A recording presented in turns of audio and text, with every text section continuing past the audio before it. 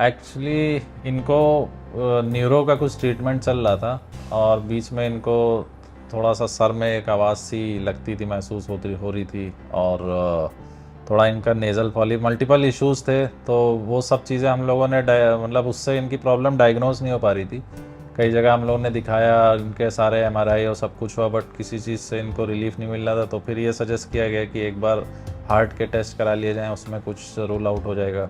तो जब इनका इको हुआ तो उसमें ये रूल आउट हुआ कि इनकी एक बॉल जो है वो कैल्सिफाइड है, आयोटा बॉल। तो फिर उसके बाद हम लोग इनके पास आए थे, गौतम सर के पास। हाँ, उनकी समस्या ये थी कि उनको चलने फिरने में सांस फूलती थी, बहुत जल्दी थकान हो जाती थी और चक्कर भी आते थे। इसके अलावा उनकी जो पास्ट मेडिकल हिस्ट्री थी वो थी कि उनको कुछ दिन पहले उनके ब्रेन में ब्लीडिंग भी हो गई थी, जिसको हम लोग सबड्यूरल हेमाटोमा कहते हैं। इसके लिए उन्होंने किसी लोकल फिजिशियन को दिखवाया। वहाँ पे उनके वाल्व में जो है वो सिकुड़न बताई गई, जिसको हम लोग एओर्टिक स्टेनोसिस कहते हैं। जनरली जो एओर्टिक स्टेनोसिस का ट्रीटमेंट होता है वो 2 प्रकार से होता है।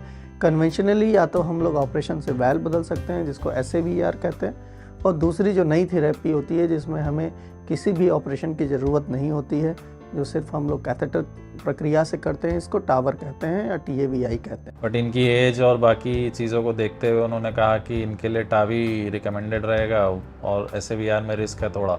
TAVI जो प्रक्रिया है वो इसीलिए बनाई गई है कि ऐसे व्यक्ति जो बुजुर्ग हैं, ऐसे व्यक्ति जो हाई सर्जिकल रिस्क के हैं, ऐसे व्यक्ति जिनको पास्ट में ब्लीडिंग हो चुकी है, ऐसे व्यक्तियों में अगर हम सर्जरी की तरफ पेशेंट को भेजें तो उनके जान जाने का खतरा बढ़ जाता है। टावी प्रक्रिया जब भी की जाती है तो उसके पहले हम लोग एक CT स्कैन करते हैं, ये देखने के लिए कि उस वाल्व जो कि हम कैथेटर से या तार के जरिए डालेंगे वो आर्टरी उसके लिए सूटेबल है या नहीं है। यहाँ एक दूसरे तरीके की समस्या पैदा हुई।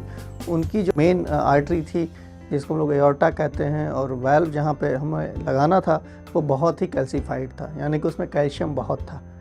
इस तरीके की जो टावी होती है ये एक कॉम्प्लेक्स टावी होती है, क्योंकि इस दौरान जब कभी भी हम जो वाल्व है उसको फुलाते हैं तो ब्रेन स्ट्रोक का खतरा, वाल्व के फटने का खतरा या फिर लीकेज का खतरा या सडन डेथ का खतरा बढ़ जाता है। इस केस के लिए हम लोगों ने एक स्पेसिफिक वाल्व यूज़ किया जिसको इवोल्यूट FX कहते हैं।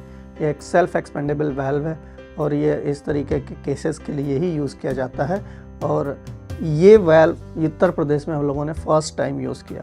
जो बेस्ट इसमें सोल्यूशन था, जो बेस्ट वाल्व था वो उन्होंने रिकमेंड करा, फिर हम लोग उसके थ्रू गए। 45 मिनट तक ये प्रोसीजर हमारा चला और इस दौरान पेशेंट ने बहुत अच्छे से टॉलरेट किया और हमने सफलतापूर्वक ये टावी परफॉर्म किया।